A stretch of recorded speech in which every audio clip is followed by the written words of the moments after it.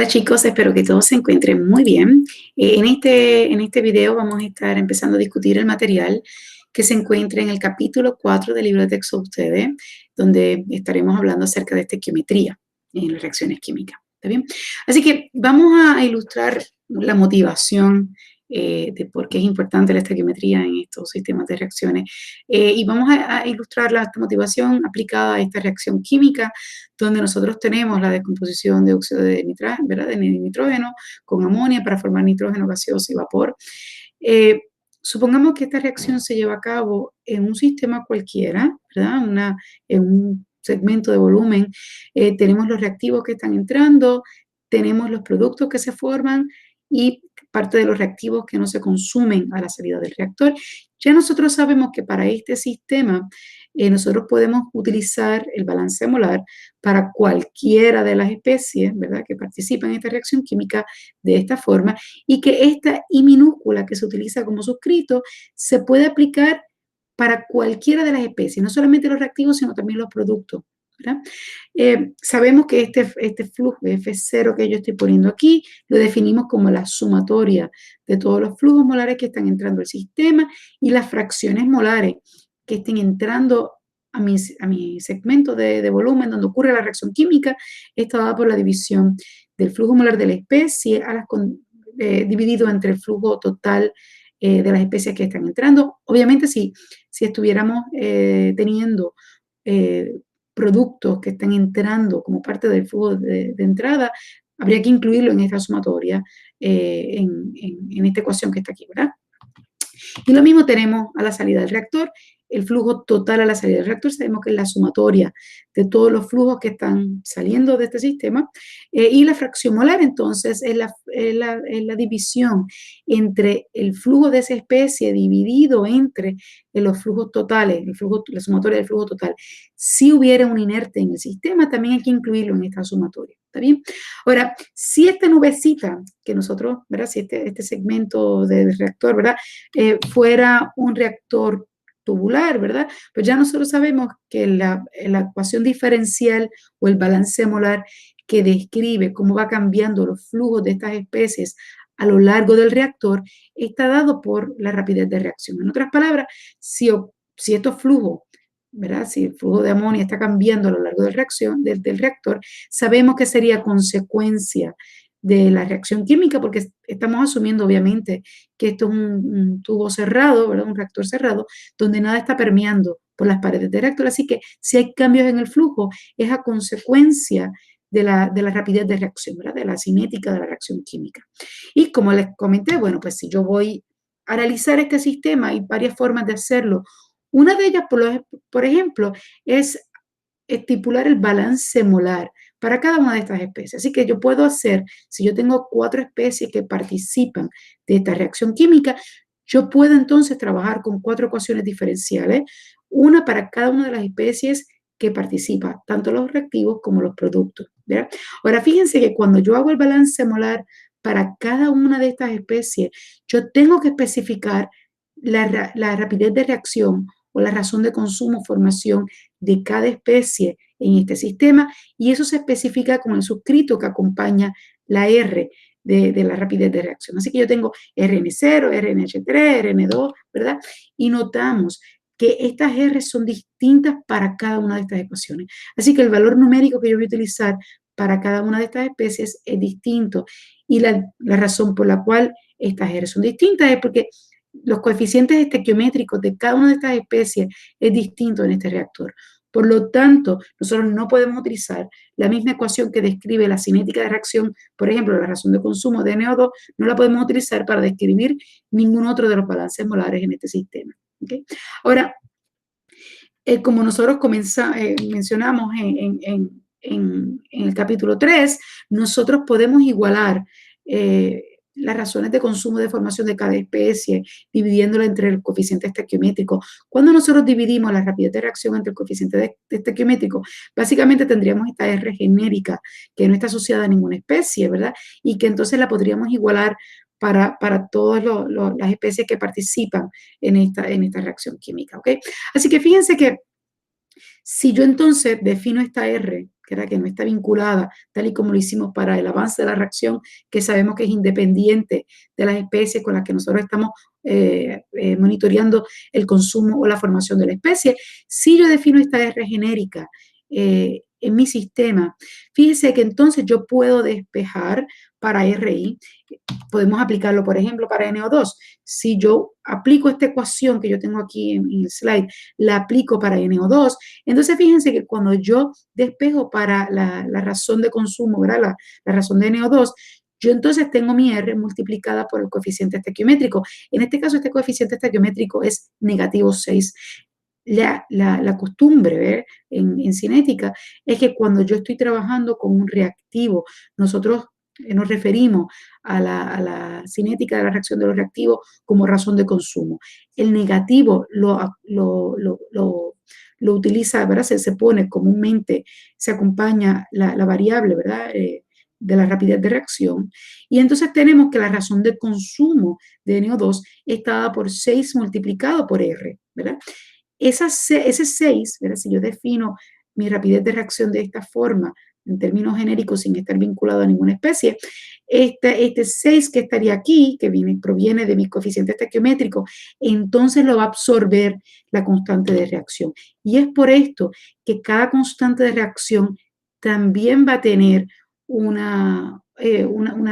suscrito, porque la constante de reacción va a ser distinta según la especie que esté siendo utilizada para monitorear el progreso de la reacción química. ¿Okay? Así que, por lo tanto, es común cuando se reporte en la literatura que, por ejemplo, si voy a reportar el consumo de NO2, pues entonces se estipula que yo utilicé la especie NO2 para monitorear el progreso de la reacción química y, por lo tanto, si yo monitoreé el consumo de NO2, la constante que yo estoy obteniendo a partir de ese análisis es la que describe el análisis del consumo de NO2 y tenemos que especificarlo con el suscrito de NO2. ¿Okay?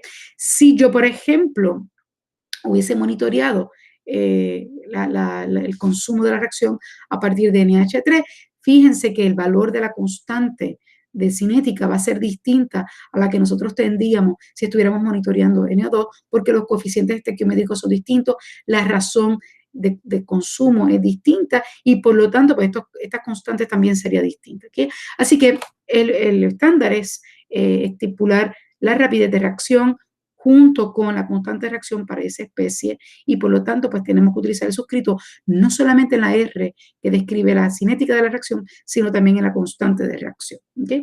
Así que, por ejemplo, pues yo encuentro este valor en la literatura, así que queremos diseñar un reactor para esta reacción química, yo encuentro en la literatura esta ecuación que describe la cinética de reacción. Y cuando yo voy a hacer mi análisis, ¿verdad? Yo les comenté, les llevo diciendo, ¿verdad? A lo largo de este semestre, que cuando nosotros vamos a hacer el balance, usualmente vamos a hacer el balance de reactivo limitante, ¿verdad? Y si, por ejemplo, en este caso yo tuviera que mi reactivo limitante es NH3 y no es NO2, y yo quiero hacer mi balance molar para NH3, ¿verdad? Sin embargo, lo que se reporta en la literatura es la constante de reacción y la rapidez de reacción para NO2. Pues nosotros podemos intercambiar las constantes y las ecuaciones si nosotros utilizamos las razones estequiométricas de cada una de las especies. Por lo tanto, si yo quiero obtener, por ejemplo, la ecuación que describe la razón de consumo de NH3, ¿verdad?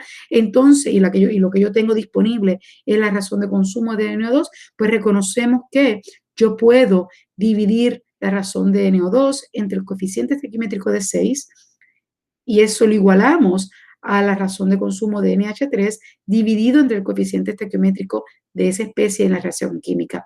Fíjense que esto que está aquí aplica para cualquier especie, lo podemos entonces también utilizar para obtener las razones de formación de NO2 o de hidrógeno, simplemente tenemos que utilizar la razón de la rapidez de reacción para esa especie dividido entre su coeficiente estequiométrico.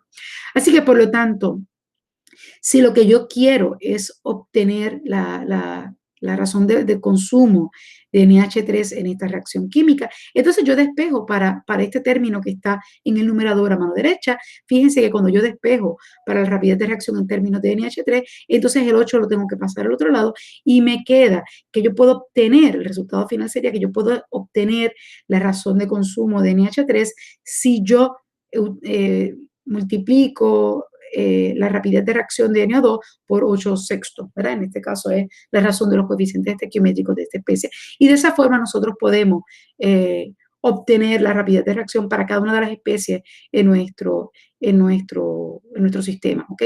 Noten que en quien va a absorber este valor numérico va a ser la constante de reacción. Así que cuando yo vaya a estipular la R para NH3, entonces la constante de reacción que yo tenga de NO2 la voy a multiplicar por 8/6 y de esa forma voy a definir una constante de reacción de NH3 donde voy a tener este factor que va a ser multiplicado por la constante. ¿Está bien?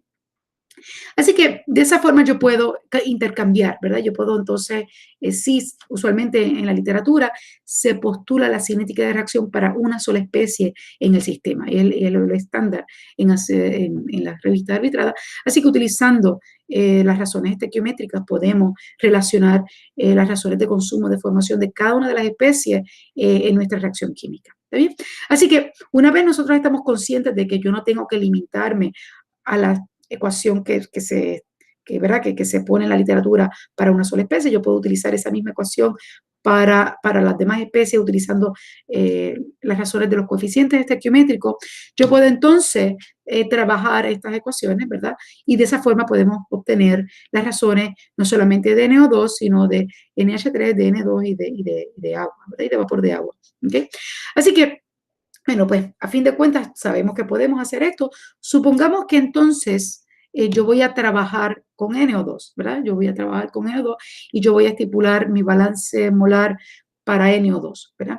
Si yo quiero si yo quiero desarrollar el balance molar para NO2, sabemos que tenemos que acoplar el balance molar con la rapidez de reacción específica para esa especie, ¿verdad? Donde tenemos la R que describe el consumo de NO2 con la constante de reacción asociada a esa especie y, bueno, pues la función matemática que describe cómo es que progresa esta ecuación, esta cinética de la reacción. ¿Okay? Así que si yo voy a trabajar para el balance molar de NO2, pues sabemos que tenemos que acoplar estas dos reacciones, estas dos ecuaciones, y cuando las acoplamos tenemos una ecuación diferencial que básicamente nos está describiendo cómo va cambiando el flujo de NO2 a lo largo del reactor a consecuencia de la reacción química. ¿Está bien? Noten que cuando yo voy a utilizar el balance molar en un PFR, esta R no tiene un negativo. ¿Okay? El negativo lo impone mi ecuación de la cinética de la reacción al yo estipular que NO2 se está consumiendo en la reacción química. Por lo tanto, como NO2 se está consumiendo en la reacción química, aquí yo tengo un negativo, aquí no lo tengo. Cuando voy a sustituir esta ecuación, tenemos que incluir este negativo al comienzo de la reacción química. ¿Está bien? Así que lo que nosotros hemos hecho, ¿verdad? En estos últimos videos que hemos presentado en este curso, es que una vez yo tengo la ecuación diferencial, bueno, pues yo pudiera en teoría integrarla, ¿verdad? Separar variables e integrar según las condiciones que yo quiera obtener a la salida del reactor. Ahora, antes de integrar esta ecuación diferencial o tratar de resolver esta ecuación diferencial, tenemos que analizar cuáles son las variables en este sistema. Obviamente sabemos que el flujo molar y el volumen son variables, pero fíjense que las concentraciones de mis reactivos están también cambiando a lo largo del reactor. Si ocurre una reacción química y los flujos están cambiando, eso significa que las concentraciones de mis especies también van a estar cambiando a lo largo del reactor. ¿Okay? Ahora fíjense que nosotros habíamos relacionado las concentraciones y los flujos molares. En el capítulo 1 lo hicimos, ¿verdad? Y nosotros dijimos, bueno, pues yo puedo relacionar la concentración de NO2 con el flujo molar utilizando el flujo volumétrico y nosotros pudimos hacer estas relaciones y yo puedo entonces expresar esta ecuación diferencial que yo tengo a mano izquierda, la puedo expresar en términos de flujos molares, ¿okay?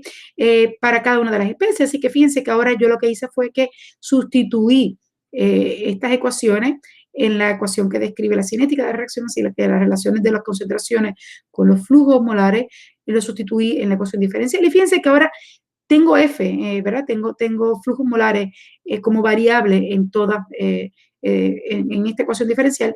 Sin embargo, notamos que yo tengo flujos molares de NO2 y flujos molares de NH3.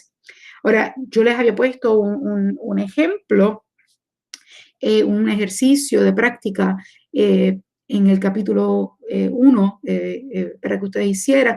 Y en aquella ocasión nosotros pudimos resolver este problema, ustedes pudieron haber resuelto ese problema, asumiendo que las concentraciones de los dos reactivos iban a ser iguales, ¿verdad?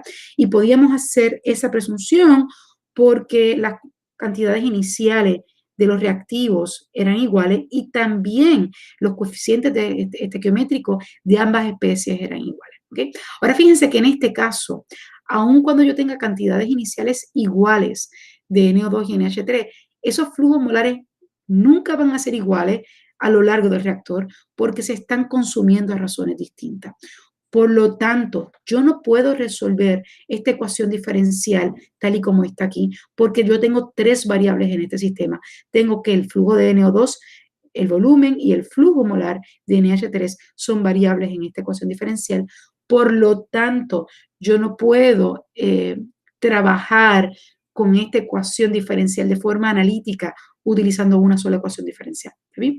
Así que el propósito de este capítulo es repasar, porque yo sé que ustedes ya todos conocen las tablas estequiométricas, pero vamos entonces a deshacernos de estas variables. Lo que nosotros vamos a hacer en este curso es que vamos a simplificar esta ecuación diferencial de forma tal que nosotros no vamos a trabajar con los flujos molares como variables, vamos a sustituir estos flujos molares por otra variable que va a ser la conversión del reactivo limitante. ¿Okay? Ahora, para poder hacer esto, pues es importante que dominemos las tablas estequiométricas. ¿Okay?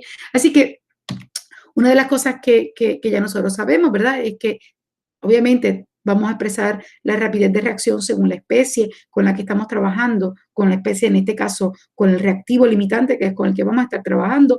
Luego de que nosotros estamos conscientes de que tenemos la rapidez de reacción o la razón de consumo del reactivo limitante de forma adecuada, luego vamos entonces a simplificar las ecuaciones diferenciales y vamos a expresarlas en términos de la conversión del reactivo limitante.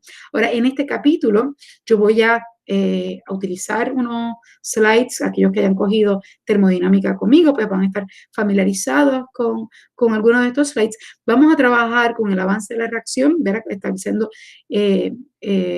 las tablas estequiométricas a partir del avance de la reacción, pero luego las vamos a convertir a conversión porque en este curso no vamos a trabajar con el avance de la reacción, vamos a trabajar únicamente con la conversión, ¿ok? Así que vamos a desarrollar, aquellos que estén familiarizados con desarrollar las tablas estequiométricas a partir del avance de la reacción, pues vamos, una vez las especificamos la tabla estequiométrica como función del avance de la reacción, luego las reescribimos en términos de la conversión, luego vamos, les voy a presentar otro video donde vamos a ir de lleno a establecer la tabla estequiométrica como función de la conversión de reactivo limitante. Así que los próximos dos videos van a ser como un repaso para estipular o escribir, ¿verdad? Las tablas estequiométricas como función del avance de la reacción, luego conversión, o de lleno a hacerlas como función de la conversión de reactivo limitante. ¿Está bien? Espero, chicos, que este material haya estado claro. Si hay dudas o preguntas, no duden en hacérmelo llegar vía correo electrónico o utilizando la plataforma de UPR en línea en la plataforma del curso.